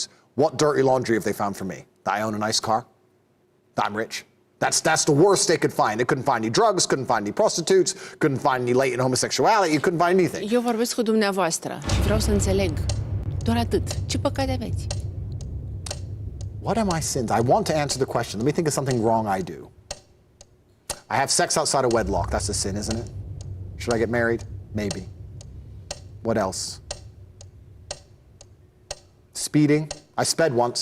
I did 101 kilometers per hour on 100, and I'm sorry for that. I would like to apologize to the Romanian state and to God. Am notat. Mergem mai departe. Fratele dumneavoastră se consideră o victimă colaterală în războiul în care dumneavoastră sunteți implicat. Îl citez pe Tristan Tate. Sunt vinovat prin asociere. Urăsc să spun asta, dar sunt pe deplin conștient de faptul că nu aș fi fost interzis pe platformele sociale sau probabil nu aș fi ajuns în închisoare dacă nu aș fi fost fratele lui Andrew. Și dacă îl incriminează pe bune și îl trimit înapoi, ar fi bine să mă trimită și pe mine sau o să mă bag eu singur în închisoare. Vreau să știu ce simțiți când fratele dumneavoastră face astfel de afirmații. Urmează întrebarea. V-ați certat vreodată cu fratele dumneavoastră? Sure, my brother and I have had slight disagreements. Probably once a year, maybe twice a year, we'll have a 5-minute disagreement, maybe, which will end amicably. We understand that we have enough outside enemies to deal with without ever needing to turn on each other for something petty and small. And there are certain realms inside of life where he has the authority and certain realms where I have the authority. So our roles are quite clearly defined and it's quite easy to pull rank depending on what we're discussing. So yeah, we've disagreed a little bit, but we've never ever come close to any genuine disagreement because we're Tates and the Tates are already under attack by the Matrix and the Satanists and the evil in the world, and we must stick together to stand a chance to survive. And we don't have time to be arguing with each other. So no, I mean, in jail, we never argued once. Tristan has never complained that he lost his accounts or went to jail because he's my brother, because a lot of people have said to him, Tristan, you didn't even do anything. It's just because you're Andrew's brother, they threw you in there just to try and make a group because they're just making it up. And we never argued about it. You know, we're a team. We approach life together. That means the good and the bad. What's the point in having a brother who's going to cry when he goes to jail with you, but is happy to sit on a private jet with you? No, you're brothers. Private jets, jail, house arrest, home, court. We approach life together and we're a team and we smile and laugh every day, no matter where we are, jail cell or not. We're still going to smile, we're still going to laugh. And I really believe we have an unbreakable bond. I cannot see a scenario in which we would ever stop being brothers. It's just simply impossible. Nu v-ați bătut niciodată? We sparred, I mean, training. He's big, he's hard to hurt, but we've never had a real fight. We've never had a serious disagreement that threatened our brotherhood ever. Mulțumesc. Mergem mai departe. Sunteți cel mai mare dintre cei 3 copii ai familiei, în timp ce fratele dumneavoastră, Tristan, este la fel de cunoscut. Aveți și o soră despre care se știu puține lucruri. Mătușa dumneavoastră, Elizabeth, a dezvăluit că între nepoții ei, tigrul, ursul și bocănilă, așa cum v-a poreclit tata, există diferențe mari de studii. O citez. Sora lor s-a ținut de școală. Andrew și Tristan nu au făcut-o și cred că asta i-a cam îndepărtat, diferența de educație. Presa a notat că în timp ce frații Tate s-au mulțumit cu liceul, sora lor a devenit o avocată de succes. Într-o postare online, v-ați ironizat sora așa. Știu la ce vă gândiți. Cum este posibil ca Andrew Tate să aibă o soră cu un IQ mic? Dar s-a dovedit că primul copil este întotdeauna cel mai inteligent. Ea este al 3-lea copil în familie. Cui îi pasă de al 3-lea în orice? Vreau să știu dacă sora dumneavoastră este cea mai educată dintre frații Tate și dacă o invidiați. Urmează întrebarea. De ce o disprețuiți pe sora dumneavoastră? I don't despise my sister. She's my family. We have differences. And I welcome her to her life and her point of view. She disagrees with a lot of my life and my points of view, and she's entitled to do that. Regarding the education system, I think the education system is not designed to free minds. In fact, it's designed to enslave minds and create workers. I think the education system is designed to prepare you for slavery inside of the matrix. I've never met anyone who's rich and said, "How did you get rich?" And they said, "Oh, I went to university." Never. So I don't think that the education system is designed to actually make anybody rich, but only enslave them. And that's one of the reasons why I have the school I have online that teaches people how to actually get rich, because modern education doesn't. I think modern education indoctrinates you and prepares your mind for slave programming, and my sister and I have different points of view because of that. But she's welcome to them. She's an adult, and she has her conclusions, and I have mine, and that's the beauty of life, is that we're all different, and we all have different points of view, and that's what keeps the world turning, right? There are some people who... Când ați vorbit ultima dată cu sora dumneavoastră? I spoke to my sister when I left jail. We had a conversation, and she was very afraid and worried, and said that what they've done to us they couldn't do in a Western country with no evidence. And I explained that God is in charge and God is watching all things, and it's funny how life works out, and the judges have been very fair to us, and the judges will let us go in the end. And she was concerned, as a sister should be. But I have nothing against my sister. A lot of that's just internet sensationalism. When you're one of the most famous men in the world, people come up with wild theories about everything, including your own familial relationships. So. Mulțumesc. Informațiile apărute în presă îi prezintă pe bărbații din familia dumneavoastră ca fiind niște duri. Astfel, bunicul, Emory Tate senior, care a servit în armata americană în timpul celui de-al doilea război mondial și ulterior a devenit avocat în Chicago, era foarte sever și obișnuia să aplice corecții fizice copiilor săi cu o curea. Tatăl dumneavoastră, Emory Tate Jr., sergent în cadrul forțelor aeriene ale SUA, își dorea ca fiii săi să nu dea dovadă de nicio slăbiciune. Pe de altă parte, presa a notat că în familia Tate, femeile au fost cele care și-au construit cu adevărat o carieră de succes. Bunica dumneavoastră, Emma Cox Tate, a înființat o companie de camioane, iar mătușile au cunoscut succesul în afaceri și în domeniul academic și juridic. Vreau să știu dacă performanțele femeilor din familia Tate v-au influențat atitudinea față de reprezentantele sexului frumos. Urmează întrebarea: au luat femeile din familia dumneavoastră fața bărbaților? That's a good question. I mean, my father had 8 sisters. So it was him and 8 sisters. So there was a lot more women than him. When you say overtake, that's a difficult question to answer because you have to quantify success. If you're going to quantify it financially, then some of my aunts were more financially successful than my father, who was a professional chess player and was semi-nomadic.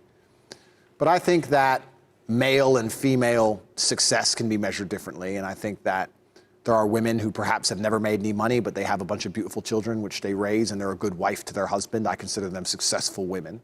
So it's very difficult to say how you would measure it. I don't know. I wouldn't say the women overtook the men or the men overtook the women. I think that my family has been pretty successful in all realms, and I love that my family was big.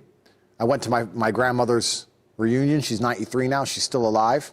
I would love to go see her, but unfortunately I'm trapped inside of Romania for something I didn't do. But when I last saw her, we went to a family reunion, and because she had so many children, she had 11 children, and they all had children, I saw nearly 80 people in one room that came from one woman, 4 generations. I thought that was incredible. I consider her exceptionally successful for that alone. So perhaps the women did. I mean, all of the women in my family had a lot of children and big, beautiful families, and I consider them successes for that, and I'm going to try and replicate that and do my very best to do the same thing.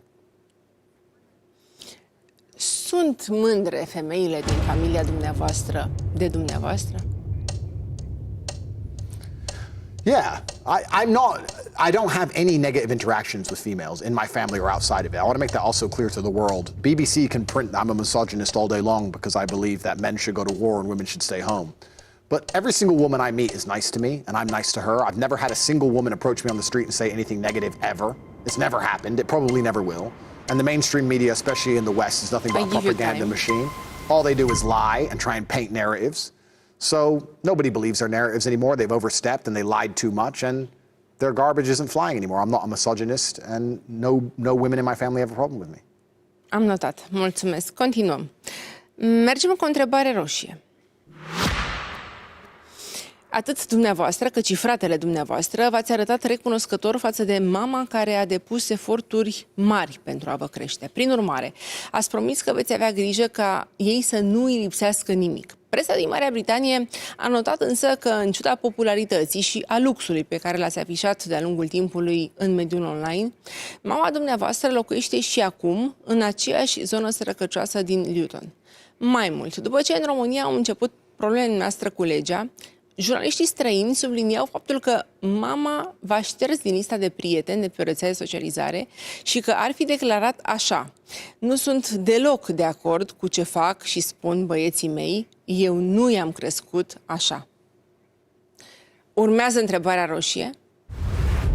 V-a renegat mama? No, my mother loves me. I spoke to her this morning. Me and my mother are super close, and she's fully retired and lives a life of luxury because of me. She's a millionaire because of me. I think in regards to her deleting us off a social network, that didn't happen because I don't have social media. What she did is she was replying to a media article that was lying about us, saying I didn't raise my boys this way. The media article's not true.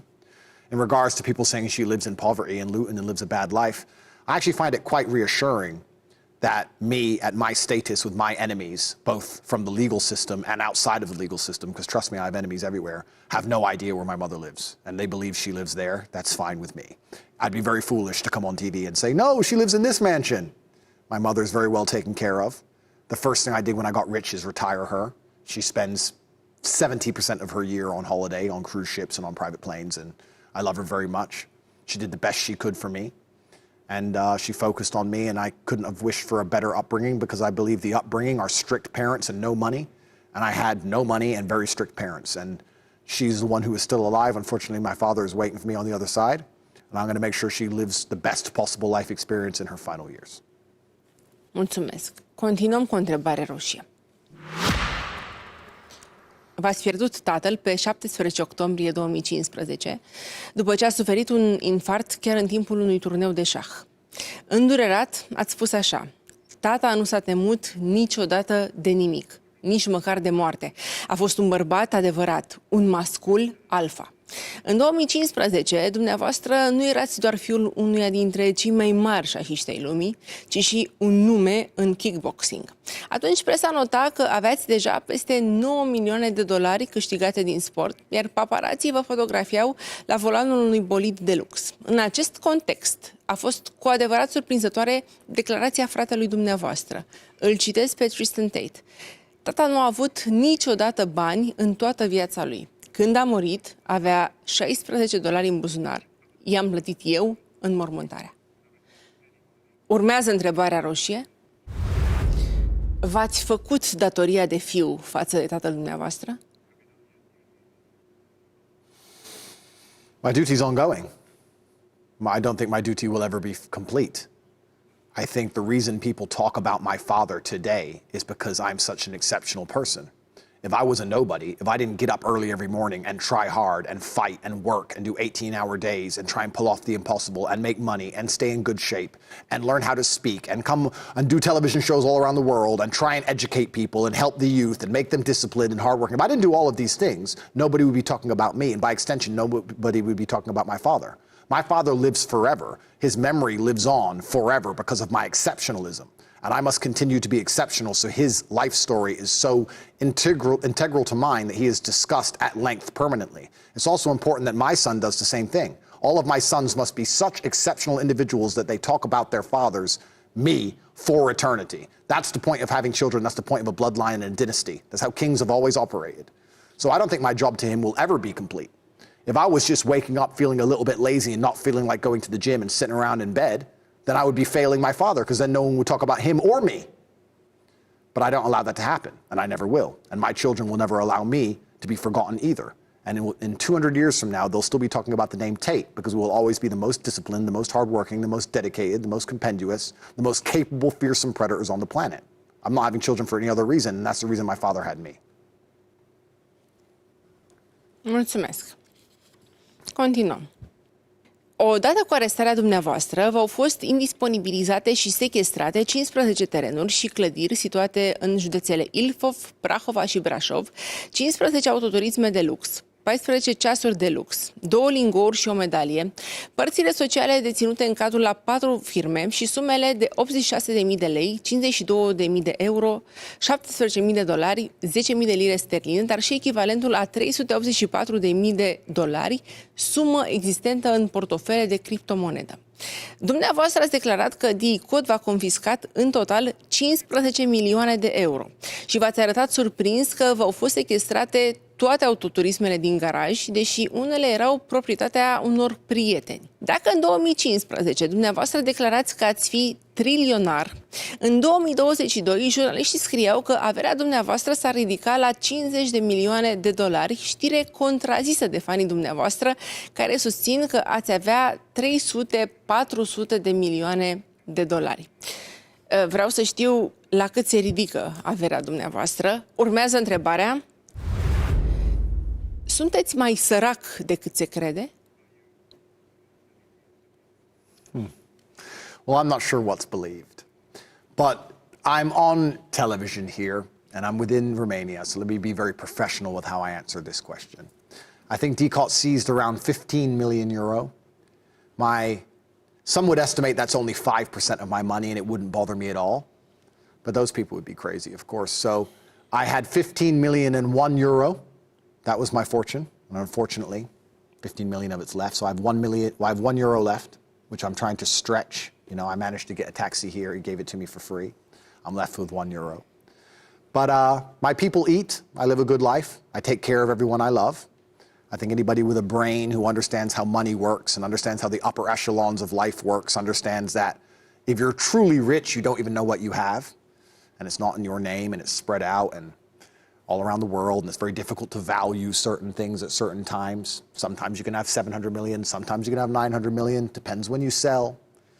But none of this concerns me, of course, because I had 15 million and 1 euro, and DCOT took 15 million away. So I have 1 euro left. That's it. Sorry, ladies. 1 euro left, that's all I have, and I'm doing my very best to make it last as long as possible. Am notat. Mulțumesc. Odată cu dumneavoastră au ajuns după gratii și cele numite de presă îngerii lui Tate, cele două complice acuzate că ar fi constrâns mai multe fete să creeze conținut pornografic.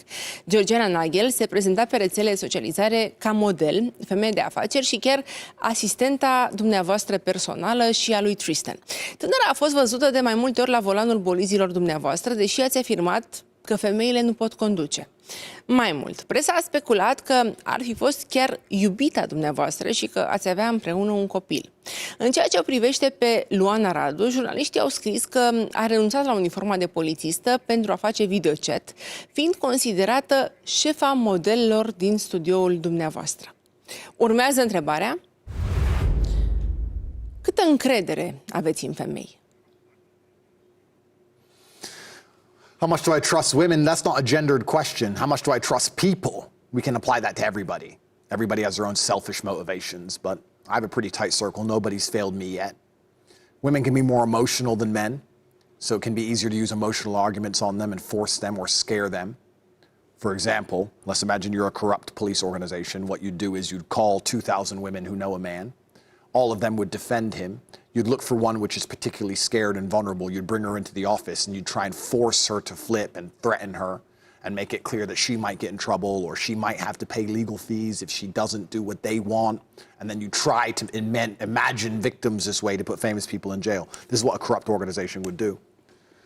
But I do trust people who are close to me. In regards to the 2 girls who put in jail, Georgiana is my personal assistant. I mean, she literally paid my electricity bill and did the shopping. I don't know how that makes her mafia, but who knows. The other one, I thought her name was Ellie. I thought her name was something else until she was arrested. I only met her twice in my life. I didn't even know her. But supposedly we're a group, we're a mafia group. I literally didn't know this person, but I met her twice. So they just threw us all together, desperate to make an imaginary case. But I mean, they told the truth to the police. They said the brothers have done nothing wrong, and we told the police the truth also, saying that nobody's done anything wrong. And I trust them because I trust that in the end, most people are pretty good-hearted, and I don't hang around with snakes. We have a saying in England, birds of a feather flock together, meaning if you're a snake, your friends are snakes. But if you have a pure heart and you do the right thing and you never snake anyone, you don't ever turn on anyone, it's not very often that people will do the same thing to you. So perhaps I just attract good people because I'm a good person. Maybe I'm magnetic, I don't know. But that's my answer. Mulțumesc. Vă citez.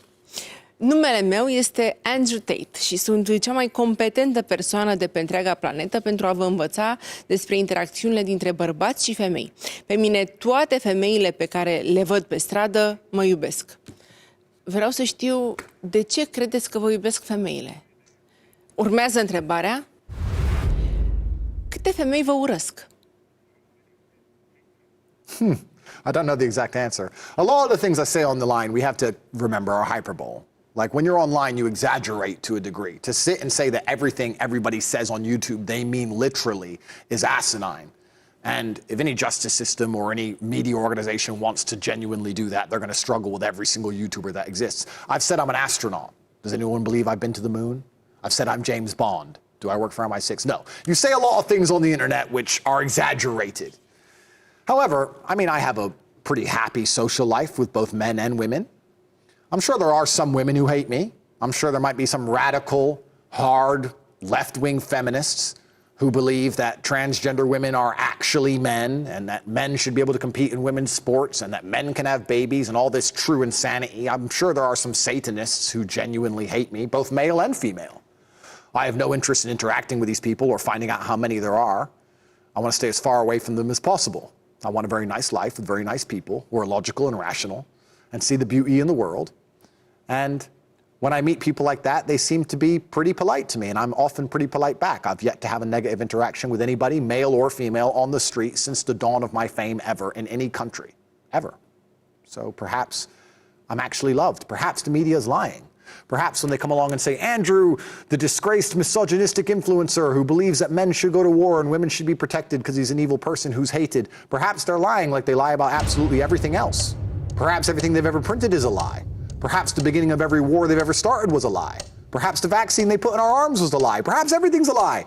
Perhaps people are starting to wake up and realize that all the Matrix does is lie to enslave us. And the fact that they hate me so much and try and convince the world that I'm such a bad person is because they see me as a threat to their monopoly on information, because it is with that they purport the lies which instigate the largest injustices on the planet. Mulțumesc. Continuăm. Mergem cu o întrebare roșie. Clipurile video în care susțineați că femeile nu pot conduce mașina sau că victimele violurilor, vă citez, trebuie să poarte responsabilitatea pentru atacurile asupra lor, au fost masiv distribuite pe social media de adepții dumneavoastră și au ajuns să numere chiar și peste 12 miliarde de vizualizări. În iulie 2022, numele dumneavoastră l-a depășit în căutările Google pe cel al fostului președinte american Donald Trump sau pe cel al vedetei Kim Kardashian. Specialiștii au explicat că numărul mare al celor care empatizează cu dumneavoastră reflectă gradul de nemulțumire al bărbaților care consideră că în războiul sexelor femeile au început să piardă tot mai mult din feminitate. În ultima perioadă însă dumneavoastră nu v-ați mai arătat atât de vehement la adresa femeilor. Vreau să știu dacă ați luat în calcul că odată cu această schimbare de atitudine v-ați putea pierde din faima câștigată pe rețelele de socializare. Urmează întrebarea roșie. Mai este Andrew Tate un mascul alfa? Good question. First, let me clarify some of the things you said. One, I said women can't park. Take me to jail. I stick by it. I'm sorry. I don't think women can park very well. I've seen too many accidents. Take me to jail. Secondly, when I talked about the fact that women need to bear responsibility for rape, that is the worst possible rewording of my point ever, deliberately by the mainstream media in the West because they are trying to vilify me because they're afraid that I am telling the truth about what's happening in the world. That is not what I said. I said that as a woman, the primary thing you should do is take care of your own personal safety to make sure that you're not put in a position where you easily could be raped. Because I was having an argument with a feminist who was saying that men shouldn't rape. And I said, I agree. Men shouldn't rape. It's heinous. It's disgusting. Men shouldn't rape. But men also shouldn't steal. But guess what? We don't live in a perfect world. And we know that sometimes people do steal. So you put your money in a bank. You don't leave it on the floor outside because someone will steal it. For the same reason why a woman should get a taxi home, not walk by herself through a dark park in the middle of the night. Not because she shouldn't be allowed to. Well, she should be allowed to walk home at night. I should be allowed to put my money on the floor. But the world's not perfect and bad things happen. And people should take responsibility for themselves. The same way I will take responsibility for my money and put it in a bank, you should take responsibility for your personal safety and make sure you're not put in a position where something easily could bad happen to you. And they took that statement, all of the 20-minute conversation, and condensed it into the fact that I said that women are responsible for their own rapes, which is garbage because that's what the MSM does, just like Donald Trump said, fake news. As for being an alpha male, that's for other people to decide. I don't have to sit long and decide whether I am or not. Depends how you clarify it, depends how you want to quantify what an alpha male is. Am I successful? Am I capable? Am I competent? Yes. Can I do whatever I want to do? Yes. Have I ever failed? Truthfully, no. I consider myself an extremely fearsome predator, but it's up to other people to come to their own conclusions. They can decide I'm something else if they decide, but I'm not too interested in anyone else's opinion but my own. So I would have to ask for more information on what an alpha male is before I could properly answer the question. Ok. Mergem mai departe. Mulțumesc. Cu toate că de la venirea în România în 2014, paparații v-au surprins în compania unei singure vedete locale, respectiv cântăreața Lidia Buble, în 2020 ați ținut prima pagină a tabloidelor internaționale după ce ați convins-o pe fiica lui Jordan Peterson, unul dintre cei mai influenți analiști ai lumii, să vină în România pentru o întâlnire cu dumneavoastră, deși era căsătorită și devenise mamă de doar câteva luni. În schimb, fratele dumneavoastră s-a dovedit un mare admirator al frumuseților autohtone și a fost surprins în compania unor vedete precum Otilia Bilionera, Alexandra Stan sau Bianca Drăgușanu, cea care acum este imaginea unui studio de videochat, ale cărui afișe au împânzit tot Bucureștiul. Vreau să știu dacă sunteți în relații contractuale cu Bianca Drăgușanu. Urmează întrebarea. Sunt vedetele din România prea mici pentru dumneavoastră? Absolutely not. And I don't really see myself as a celebrity. Like I said, I treat all people with respect. I think that the hardworking, average, normal man is far more important than most celebrities. I actually have more respect for the man who gets up at 6 o'clock every morning and goes and digs holes in the road and comes home late at night to feed his family than I do for most celebrities, I'll be honest, because he has a much harder existence than most celebrities do. And I will treat him with absolute respect. So I'm respectful to all people. Bianca's very nice. Last time I spoke to her, she was always nice to me. I have nothing bad to say about Bianca. I can't comment on all of Tristan's love life. I'm not sure what he's up to all of the time, but I'm sure he's enjoying himself. And yeah, I don't view myself as a person with X amount of views, so I'm above X amount of people. I don't do that. I just live my life and tell the truth, and it is what it is, and I'll have conversations with anyone, famous or otherwise. I don't see myself as above anybody. Deci sunteți în relații contractuale cu Bianca Drăgușanu? I have no contracts with her, and I have not even spoken to her or seen her in a long time, but last time I spoke to her, it was a very nice conversation, and I have nothing bad at all to say about her, and her, along with all people on earth, I wish her peace and happiness and the best, and I hope she is smiling every single day, and if I see her on the street, I'll make sure I say hello. That's as far as it goes. Mulțumesc. Continuăm. În presa străină, una din fostele dumneavoastră partenere v-a descris așa. Este foarte manipulator. Îi lipsește orice fel de empatie. Este narcisist și nu cred că este capabil să simtă dragoste.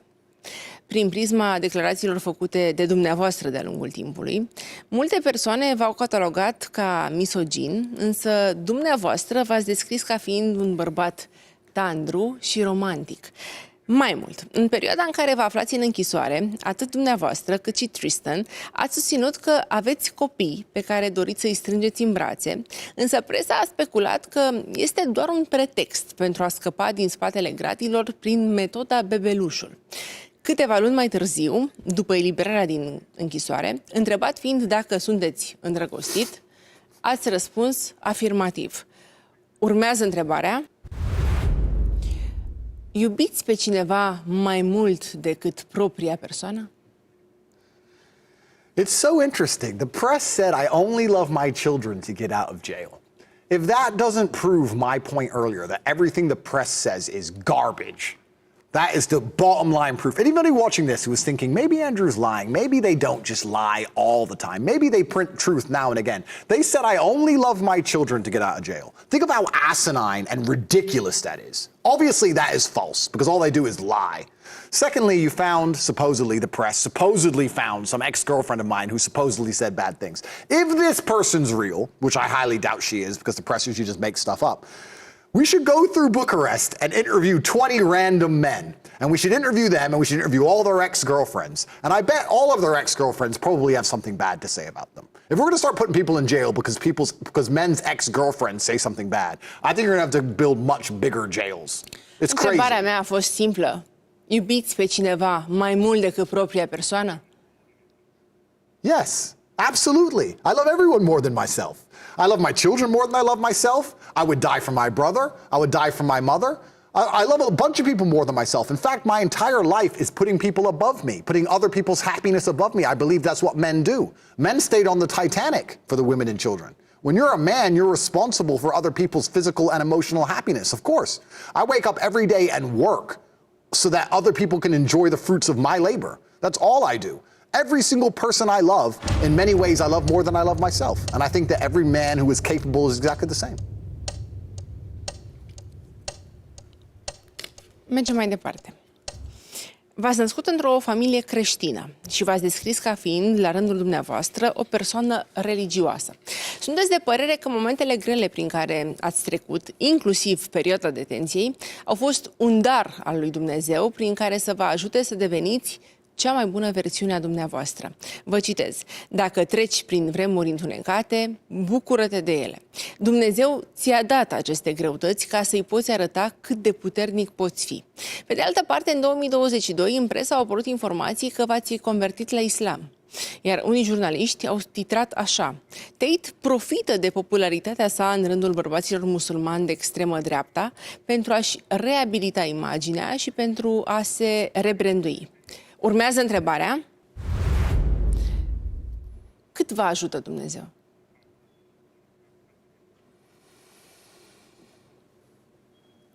I see God in all things. I get often asked about my reversion to Islam, and people want me to compare it to Christianity or other religions, and I refuse to do that because I don't feel qualified.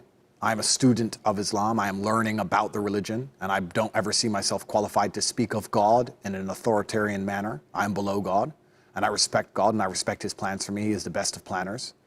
I believe the world needs more God. I believe there is one God. Perhaps you can see different religions as different languages to say the same thing. Perhaps you can say the same sentence in different languages that mean the same thing. I'm not here to argue about different types of religion. But I think the world would be a better place if everybody was religious. And when you look at a lot of the problems in the world today, it's because people have forgotten that they are constantly watched and constantly judged. And if they steal with nobody watching, somebody else is still watching, and they will pay the price for that. I chose Islam for a bunch of personal reasons. I feel God inside of Islam. It'd be very difficult for me to explain why, I just do. But I respect all people of the book and all people who worship God and all people who go to their place of worship and live true lives. Those are my kind of people. And the only people I'm wary of or the only people I'm suspicious of is when somebody comes to me and says, there is no God, nothing matters. And when I meet those people, they're far more intimidating to me than any religious extremist. I think those are the people who will truly snake you or hurt you without any consequence. Those are the people who will do the most heinous actions. Mulțumesc. Continuăm. Cred că sentimentul de depresie este real. Nu cred însă că depresia, ca boală clinică, este reală. Aceasta este una dintre declarațiile dumneavoastră pentru care în 2017 ați fost aspru criticat. Dumneavoastră ați susținut însă că nu poți fi deprimat dacă îți controlezi energia emoțională și ați afirmat că, deși ați avut momente în care ați fost trist, nu v-ați permis niciodată să picați în depresie. Considerați că femeile și copiii sunt cei care vor să fie constant fericiți și ați mărturisit că pentru dumneavoastră fericirea înseamnă să fiți mândru de ceea ce faceți. Nu vă plac oamenii care plâng pentru că încearcă să îi manipuleze emoțional pe cei din jur. Vreau să știu când ați plâns dumneavoastră ultima dată. Urmează întrebarea: care este cea mai mare frică a lui Andrew Tate?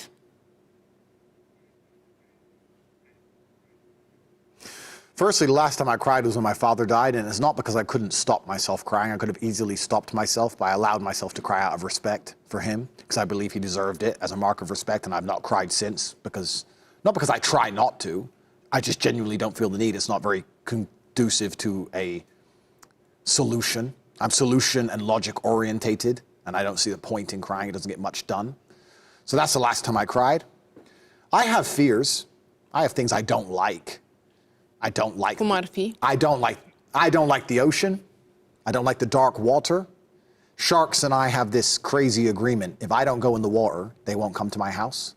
And so far it's been perfect. So I don't want to upset the sharks, because everyone says there are no sharks, but you can't really see in there. There might be. So as long as I don't want sharks to turn up on my door like Decaught, I'm going to stay out of the ocean. So I don't like the ocean. Maybe that's it. Heights, I'm not a big fan of heights, but I've been paragliding, I've been skydiving, but I'm not a big fan of it. But that's really it. Nothing else I'm truly afraid of. I'd like to give a more philosophical and deep, interesting answer. But I could give an answer regarding how I'm afraid of failing my bloodline and failing my dynasty and people forgetting the name Tate because I wasn't exceptional enough. And I could probably talk for hours about that. But truthfully, I don't live in fear. I don't think that fear can be a powerful motivator, and fear can certainly make you strong sometimes when you take it and you feel nervous and you put it in the correct direction. I felt nervous before every fight, and it made me react quicker. So I think fear can be useful. But in general, I don't live in fear because I have absolute faith in God, and I tell the truth, and I believe that He's the best of planners and everything is planned out exactly how it's supposed to be, and that the bad people will face justice and the good people will walk free. So I live with a pure heart, and I'm happy. I don't have time for fear, except for sharks. Mulțumesc. Mergem cu ultima întrebare și va fi o întrebare roșie. În videoclipurile postate pe rețele de socializare, ați afirmat că vă întâlniți cu fete de 18-19 ani pentru că puteți lăsa o amprentă asupra lor.